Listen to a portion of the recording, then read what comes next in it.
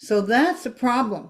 When families do not, in my opinion, um, create the systems, bring the tools and activities that add governance, that add councils, that add story, that have the values and the mission, just like a business. Bring that to the families, and when they do that, they can create, and they do create, families that last for generations. Let me ask you this. Connect with other leaders, business leaders that we could do business or refer business or do joint ventures. And that's the advantage of this trusted advisors. But it's not limited to that. That could be consultants, coaches, different fields. My invitation is that you can join us in our community. It's called peersondemand.com and be able to engage in conversations, be able to post information. We do have videos, we do have introductions, interviews as well to it's a community for mostly North America, but it's expanding because it's online, so we can cross the boundaries and the borders. And my second invitation is that you could join us in any of our free events. Today is for health trusted advisors. After this, for healthcare executives. Tomorrow for investors, and on Friday for business owners. You can pick and choose whatever you want to fit in and join in however you fit to be able to connect with others. My third invitation is that you might join our world, our co-ventures world. And it's simply that. How do we co-venture or do business with each other? And we've got over 20 co-ventures that we're working with. And the key here is this is a snapshot of bringing in different groups, investments and marketing, technology, e-commerce, distribution, healthcare, advisory capacity, philanthropic. So the key is how do we group in a way that makes some sense? And as you can see, there's some different businesses within each of those categories. If it's marketing, we have Drum and Directory and Balanced Logic that focuses on platform and events, including Peers on Demand. I put myself in the marketing area. Technology, we do cybersecurity, online training, e-commerce with platform, government surplus, distribution, both physical distribution for training and digital distribution with blockchain, cryptocurrency, NFTs, things that I'm learning more and more about that digital currency, digital investments. Healthcare is a space that's growing with different providers, both in the assessment and implementation area, both virtual as well as on-site. Advisory capacity from communications, coaching, consulting, and training, and even philanthropic, which is nonprofit. And yes, sustainability is in there because of recycling and being able to do something worthwhile for the world.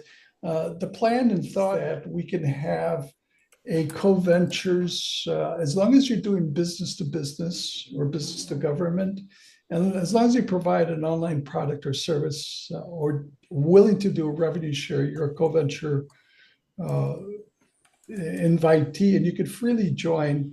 As a partner, there is a fee that allows you to participate with referral sessions with a platform and marketing offerings, in addition to some access to investors. And chairs, what we're looking for, somebody can form a co-ventures group. Right now, we have one that's developing in Asia with about 7 participants. So from co-ventures to a partner to a chair, everybody here. So that's my invitation and growth going forward. So let's hear from Stuart. Stuart's involved out of New York in the real estate business. He covers multi-state.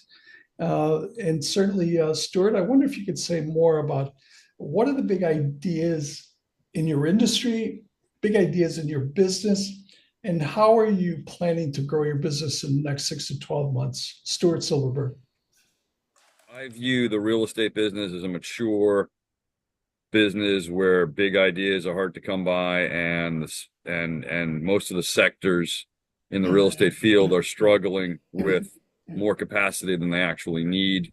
We are focusing on the industrial sector, luckily, which has probably got more growth in it than the other sectors for the most part. So, big idea, not so sure, but we are doing some development in the industrial sector and trying to trying, trying to find niche acquisition opportunities in our space. None of that, as I alluded to, I would describe as a big idea in reality. But if you were asking me what the big idea is, I guess I would be forced to answer that combining the energy spaces and the real estate spaces right now is probably where the big ideas are. We have done 3 solar deals on the rooftops of our buildings, which have been, I think, both economically viable, profitable, as well as probably environmentally, um, you know, helpful. And I think we see just lots of opportunities to do more of that. We're seeing battery storage facilities on real estate premises. We're seeing schools being combined with energy facilities. We're seeing we're seeing all kinds of adaptations. We're seeing buildings being torn down and readapted for electric storage fields or electric charging stations, things like that. We're seeing the opportunities to add electric charging stations to properties we own. All that is a sort of wide open space of new ideas and new opportunities, and that's it's very different. I think the real estate world has been slow to adapt to those things. I think the real estate world has better adapt soon. They're the things I'm talking about are the low-hanging fruit. The harder to do things are really readapting the energy facilities within an existing building. And we've done some of that, and some of that is easy and some of that is really hard. And I think those are some of the sort of like where I see real estate evolving to in the next 5 to 10 years, if not much sooner. Wow, there's a lot there to unpack. So I'm wondering if maybe there are some people here that are involved in real estate indirectly. Let me open it up to see if anybody has a question, comment, thought, feedback for Stuart. Anybody? I could This pop is in here. George. Oh, go ahead, George, please. Oh, George, sorry. then Joel. Go ahead, George. Okay.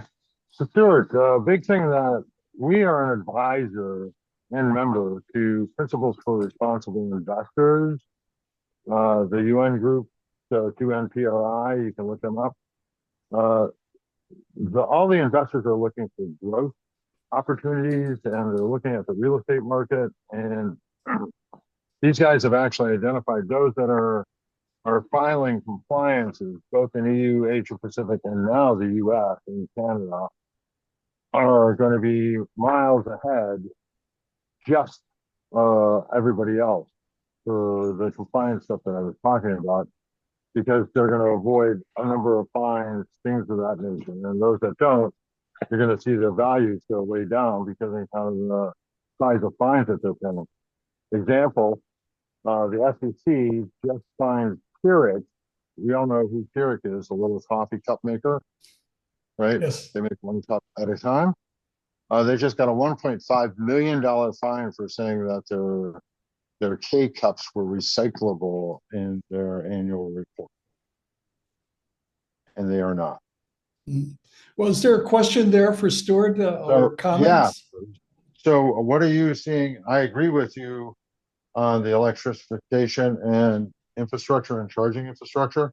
I live in a multifamily building. We don't have charging infrastructure here, and the building's only 4 years old because the developer decided it was too expensive to put in, and the largest number of cars we're seeing are electric. So, but what do you think the lag is here? Why are we seeing this pushback from your point of view from real estate? Pushback in what sense? In terms of adapting to new energy requirements? New energy requirements, new reporting requirements, just any of the stuff that's coming out. Why do here in Chicago, they're dragging these buildings to court to find them, to get them to meet the requirements. Yeah. I think it's reasons, one of which is that the real estate business is a slow, older, less technologically savvy group overall. So I think that's one reason. Two is it's capital intensive, and most borrowers don't have the financial flexibility, both cash available, especially now, or financing vehicles available to them to retroactively fix the problems. And some of the problems sort of cross into the threshold of not solvable, right? So, I think what the real estate world has seen is, I can take our buildings and our experience as case studies. The low-hanging fruit is replacing the lights, doing some things with the heaters, doing some things with the utilities, etc. Those things So start to, least cost of freebie stuff that you're getting from the utilities, right? what's that? The least cost through the utility rebates are Yeah, the least cost of freebie stuff. yeah, the stuff where the payback periods are reasonable, the investment makes sense, the tenants need them. But it's the harder to do things like ripping out the entire plumbing system, heating systems, or replacing the all the electric to make it work, or making the windows energy efficient, or I could go on and on of the things that are really hard and expensive where the paybacks aren't necessarily great, and the incentive structures from the municipalities aren't great, and the municipalities themselves aren't necessarily enforcing the changes that they want to see happen. And one of the things I think the municipalities have made the big mistake of doing is extending out the time periods for all this stuff to happen. So, Sure. and so what the real estate world has done is said, okay, I'm just going to stick my head in the sand until they force me to do it. So the idea that people would do it gradually over 20 years is just nonsense.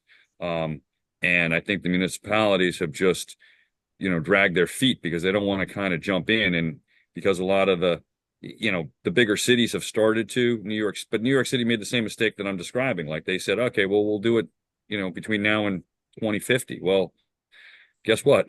Nobody's done anything. Yeah, Um, right. and that, it's just like, I think the real estate mentality is if we can kick it down the road and still, get cash flow and retain value, why would we bother?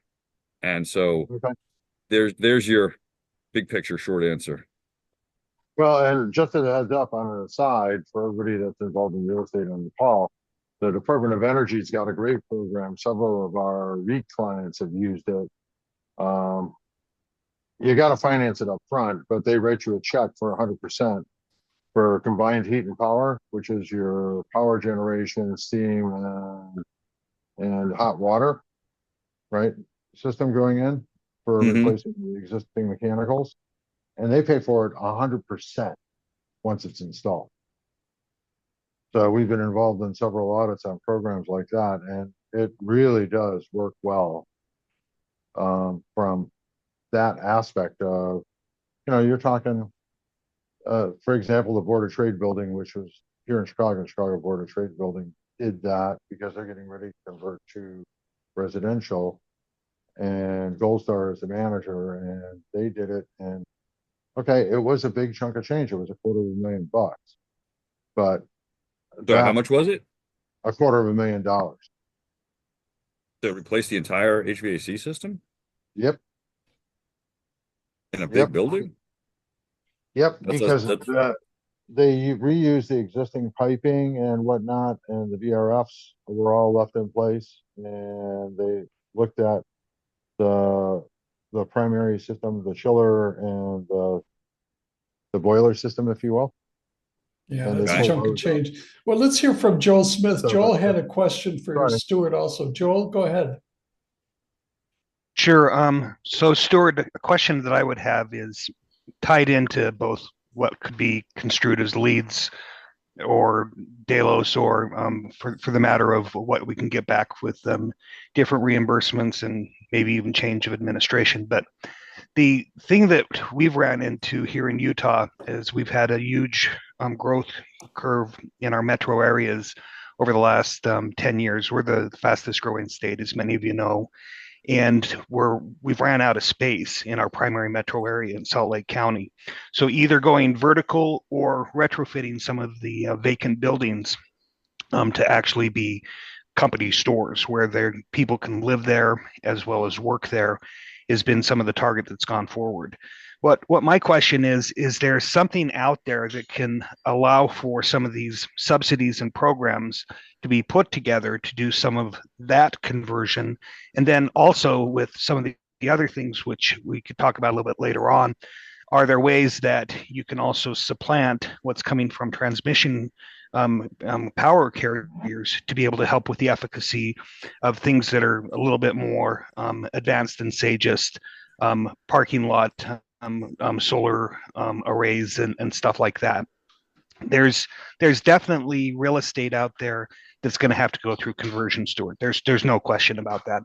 But is there something where if we're going through that conversion and we can find a model that works for the retrofitting of the building, that we could also find some of the open span buildings that could also be suitable for lodging as something that could be tied into that. I don't know if that exists, but it could make some of the retrofitting that needs to be done to these buildings be just not for the use case they had before, but for a use case in the future that could also involve it as low income, dare I say, or subsidized corporate housing.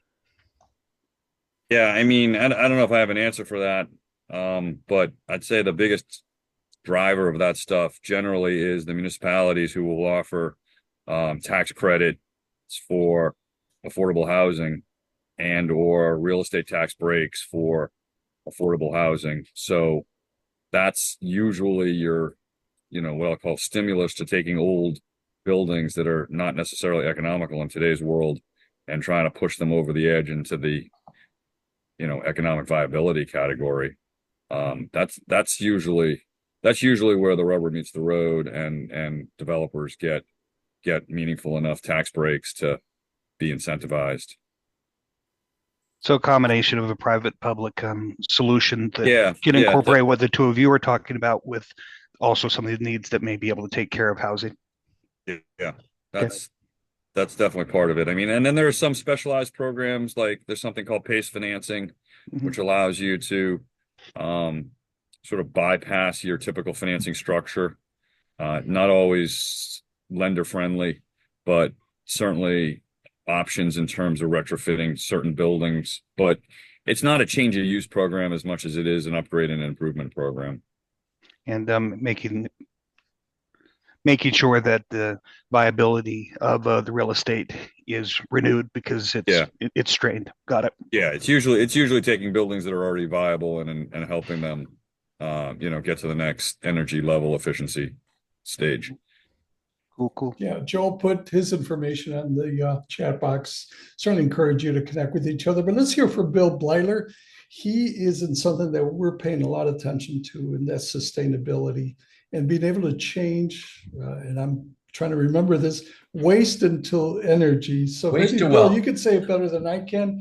What are the big ideas in your industry and your business? How are you going to grow this industry and save our lives? Bill Blyler. Well, the crass way to put it is we convert waste to wealth, right? But it's waste to worth.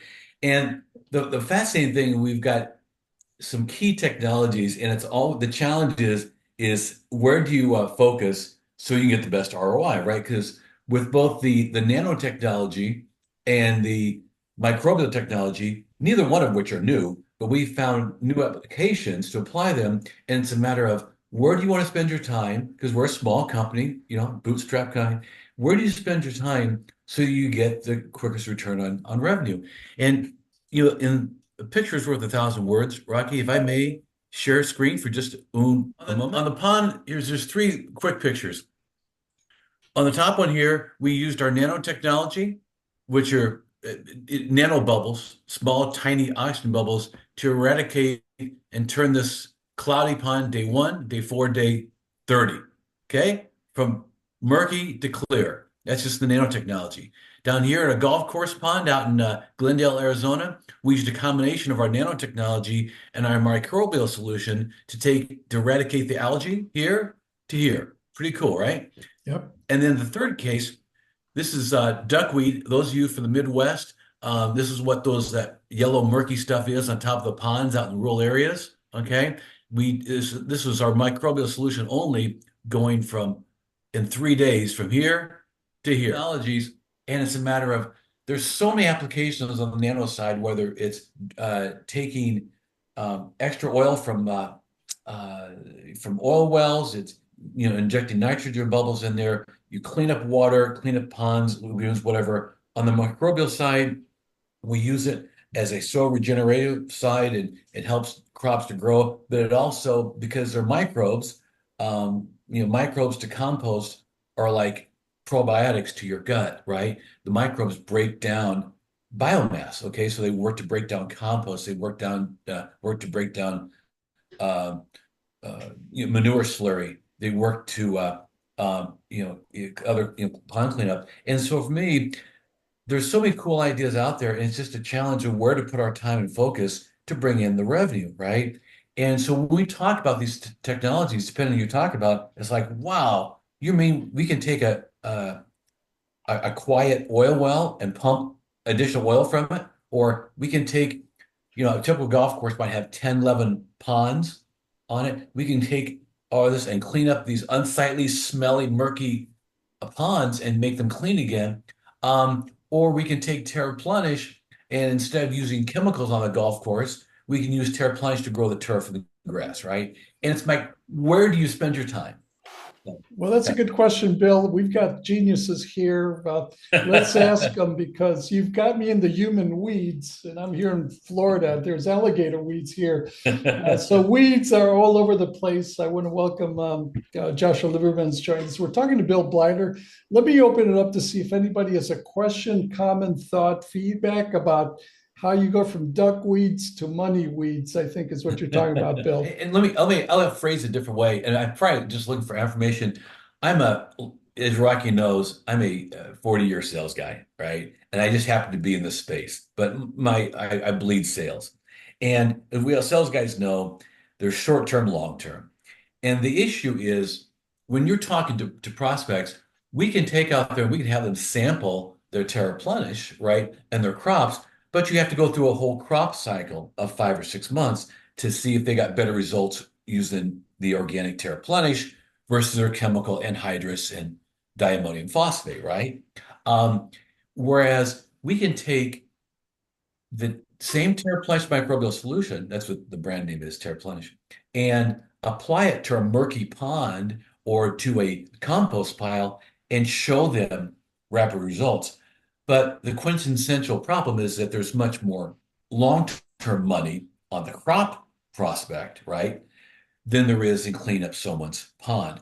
But you can show the results immediately on the one versus the other. So that's the typical quandary, right? So that's why Well, follow the value. If you can follow the value, provide a tremendous value, 10 to 1 return, I think you'd be on the right track. We should talk offline, Bill. I'm going to have to think about that. I have some thoughts, but certainly you can connect with others. Let's hear from Bodge. Bodge comes from, if you talk about money, you follow the money, but how she follows it through the family, and not just the family, for a generational family. Bodge, you could say it better than I can. What are the big ideas in your industry, in your business? How are you driving your business forward in the next 6 to 12 months, Bodge? Let me see if I can answer those three questions for you. What drives my business is families who realize they have a problem in intergenerational success. How do I define success, or how do they define success? As a family can stay together, connected, and unified with the legacy they are passing forward from generation to generation. That's the big problem. I forget your second question already. Can you Well, repeat your that? industry, your business, and I think you answered, well, I still don't know how you grow your business with that, but go ahead, Bodge, you have the floor. Thank you.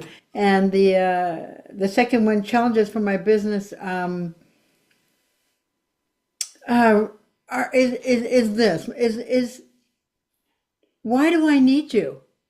We can fix it. We can do it ourselves. Wait, who are you proverbial talking answer to? All Yeah, of us? Yeah, the proverbial answer to so many questions. Why do I need you? I can do it myself, or I don't see the problem. Um, in the way that you describe it, and I don't want to deal with it. And often what I find is they want to move it forward. Who was it? I think it was Stuart said earlier. Just kick that can forward. Let another generation deal with it. And so that creates its own set of problems with wealthy families and family businesses that can often involve attorneys, and that becomes it's a whole different set of can of worms that actually families would rather avoid. So that's a big problem. Where I see my growth in the next 6 to 12 months, if that was a question you asked me, is in speaking. I do presentations around the country, so I'm looking for more opportunities in that. And talking to the families that where this question is really a concern for them and they want to address it effectively and efficiently.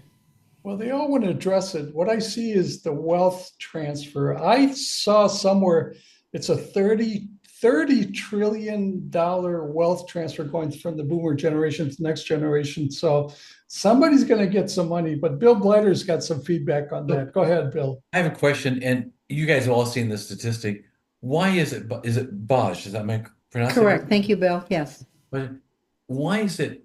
It seems that the further you generation you get away from the founder, so it's typically third generation, there is a high propensity for wealth disappearance and for company founding. The founder, and Henry Ford, for instance, is one of the few success stories where they've kept it going, right? But you get in that third generation, so the grandkids, whatever, and this wonderful thing that the founder built, it all blows up. Why is that?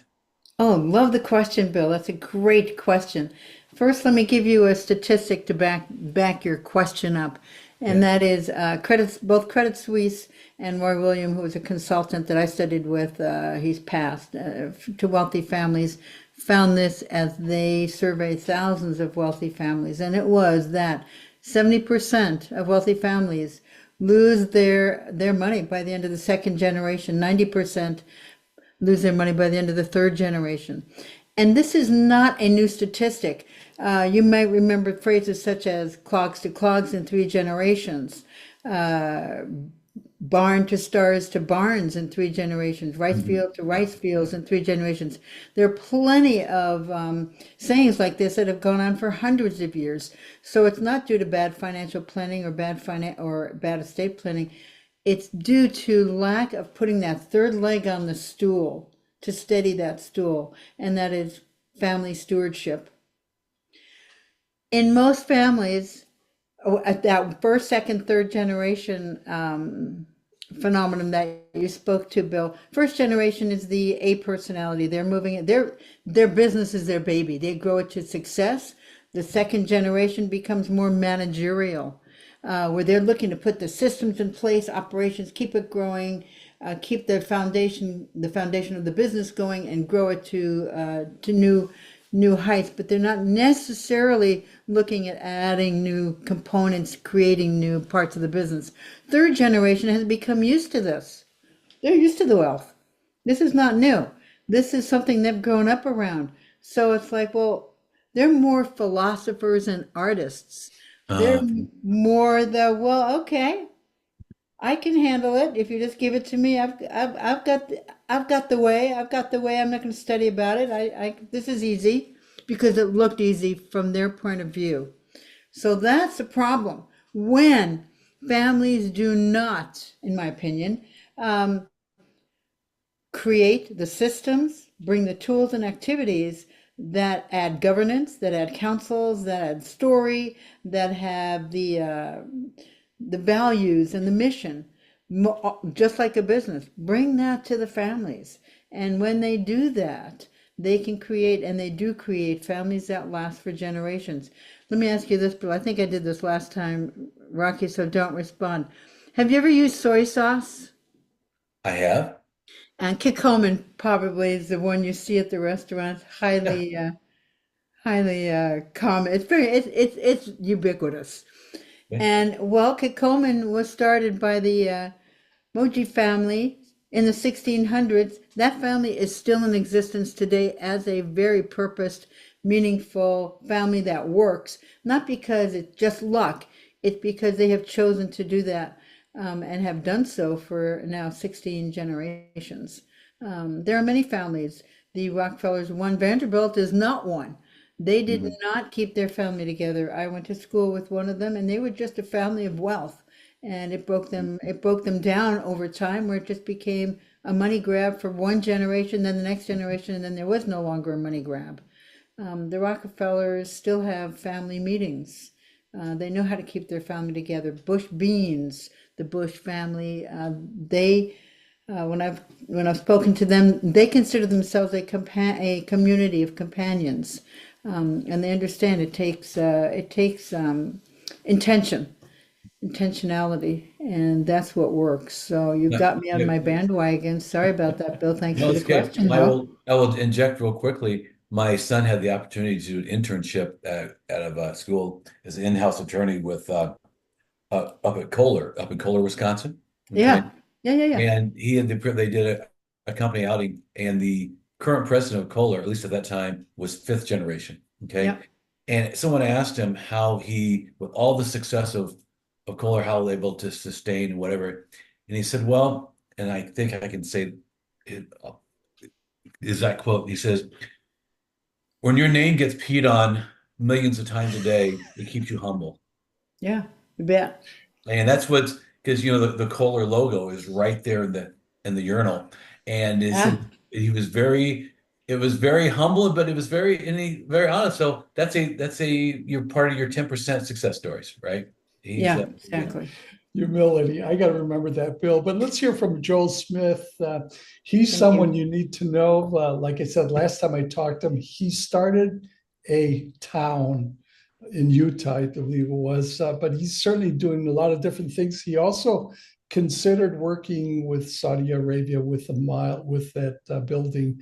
So he's got a lot of interest. But Joel, maybe you could say it better. What are the big ideas in your industry? Well, you've got multiple industries in your business, and what is your plan for growth in the next 6 to 12 months? But let's start with the industries first. Joel? Sure. The best way to describe what we're doing with our soon to be released NUCO is water, agriculture, and land. We are working towards the ability to do reclamation of wasteland and provide it into an area that can have oxygenation, soil rejuvenation, and actual growth that can be targeted towards biomass production. So, from a green energy standpoint, it would fit that description. The land that we are working on and still working on that Rocky refers to is an area called the Tindick Valley in Utah, which we'd originally targeted to be a industrial, commercial, and residential extension of the Wasatch Front because we're running out of space. But we realized that for that to occur, we'd have to bring the industry. That's what's brought us to where we're at now, and we have projects that we're aligned and working with in Western Texas, New Mexico, as I mentioned before, and 4 projects in Utah that will all have nuances of housing and industry that's not just necessarily the biomass to a biofuel, thus energy storage, and also biostarches. There's a number of groups that have aligned with the tech groups that aren't able to have enough power to keep up with the data centers, both compute and storage, because of the needs for AI. So what's being worked on right now, the IP stack's already there. Part of the money's already there, but most of this is going to be regulatory because you'll end up with municipal type of issues and that type of thing. But the whole goal is to be able to build up. It may appear to be a mashup, but all of the groups that I lined up there, we've been working with over about the last 10, 12 years. And it's just conveniently now being something that we're building into this concept of Regenisome to be able to combine tech, people, ops for pretty vast projects. One of the projects we're working on right now in Western Texas has a $150 million mobilization financing pledge that's already in place. And working with, I don't know, remember who said it earlier about the energy groups that are working towards not just carbon, but being able to have a winning story. There's a number of groups that are working along those lines. There's problems with what are perceived to be federal land grabs for like it'd be $5 million, 5 million acres rather, in Utah for different solar programs, but then there would be federal participation. And quite frankly, the carriers can't keep up. So we've combined it with the industries of energy providers that are off grid but could contribute to the grid, or local municipalities that are based upon molten salt reactors, which is a company that we've been working on about 10 years. The IP stack out of PNNL that allows for biomass production to either biocrude or methane pyrolysis, like I talked about. But we've also aligned with a number of manufacturers that have been taking on the challenges of injection molding by taking it on with additive manufacturing. But there's still the cost factors that are associated with the different polymer producers and things along those lines that are now being tackled by biological versions of that. So the first thing would be being able to have adequate power partners to be able to make these digital industrial parks. And if you look at the E3 link that we have there, it'll give you an idea of one of the projects that we're in the middle of permitting right now. Taking those parks so they are completely self-sustainable when it comes down to energy. All of them would have access as a redundancy factor to natural gas, but the goal would not to be building a gig natural gas furnace, whatever you want to call it, plant, but to be able to tie it into multiple green, including wind and solar and biomass and molten salt reactors. The coalition that we've put together is pretty cool in that they understand that there's really no finish line here. There's basically being able to keep up with what the needs are for the tech companies. And the tech companies approaching this not as something that is even going to be assisted by the feds unless there's things that from the Infrastructure Act as we know it now or going forward that can help with it. But it's a very simple criteria: close proximity to an interstate, close proximity to rail, fiber within 50 miles, and the ability to have a tie-in to a local or land grant university so that the training that's necessary for these industries that are similar to what people are doing but completely different, being able to get the micro competencies in place with partners that are interested in desertification, clean tech energy, and that type of thing. I'd be safe in saying that you'll see ground broke in Western Texas within 25, and we have different permitting going on, as I talked about earlier to you, Bill, with the Navajo Nation in the northwestern part of New Mexico, which could have some crossovers. I mean, it doesn't necessarily need to be entirely the process we're working on. There's going to need to be ways to be able to get that water to places and stuff like that.